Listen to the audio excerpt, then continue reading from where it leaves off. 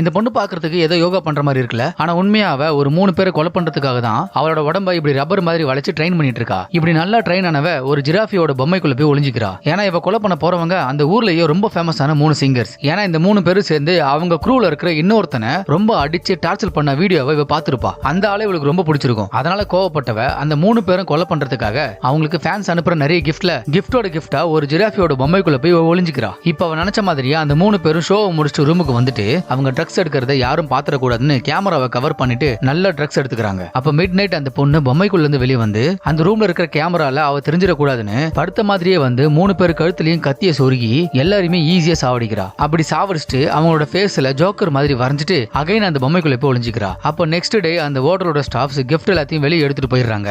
அதுல அந்த பொண்ணு சேஃபா எஸ்கேப் ஆகிடுறா. அப்போ அந்த இடத்துக்கு வர போலீஸ் இந்த 3 பேரையும் கொலை பண்ணது யாருன்னு தெரியாம ரொம்ப கன்ஃபியூஸ் ஆகுறாங்க. அப்ப அந்த க்ரூல இன்னும் சாகாம இருக்கிற ஒருத்தனை பிடிச்சி விசாரிக்கும் போதுதான் அவங்க இவனுக்கு ட்ரக்ஸை கொடுத்து ரொம்ப டார்ச்சர் பண்ண விஷயத்த சொல்லியிருப்பான். அதனால இவன் அவங்களை கொலை பண்றதுக்கு ஸ்ட்ராங்கான மோட்டிவ் இருக்குன்னு யோசிக்கிறாங்க. ஆனா இவன் அந்த டைம்ல அந்த ரூமை விட்டு வெளியே போற ஃபுட்டேஜா பாத்துறாங்க. அதனால வேற யாரா இருக்குன்னு யோசிச்சுக்கிட்டே இருக்காங்க. அப்போ ஒரு ஃபாரன்சிக் எக்ஸ்பர்ட் கேமரா மூலமா தெரியற ஒரு ரிஃப்ளெக்ஷன்ல இருக்கிற உருவத்தை வரையறான். அது பார்க்க ஸ்பைடர் மாதிரியே இருக்கு. அதுக்கப்புறம் அங்க இருக்கிற ஜிராஃபி பொம்மையில ஒரு ஆள் இருந்திருக்கலாம்னு கெஸ் பண்ணி அந்த கிஃப்ட் பண்ணது யாருன்னு கண்டுபிடிச்சு அந்த பொண்ணு வீட்டுக்கு போறாங்க. அப்பாவ நான் தான் அவங்களை கொலை பண்ணேன்னு சொல்லிட்டு அக்செப்ட் பண்ணிக்கிறா.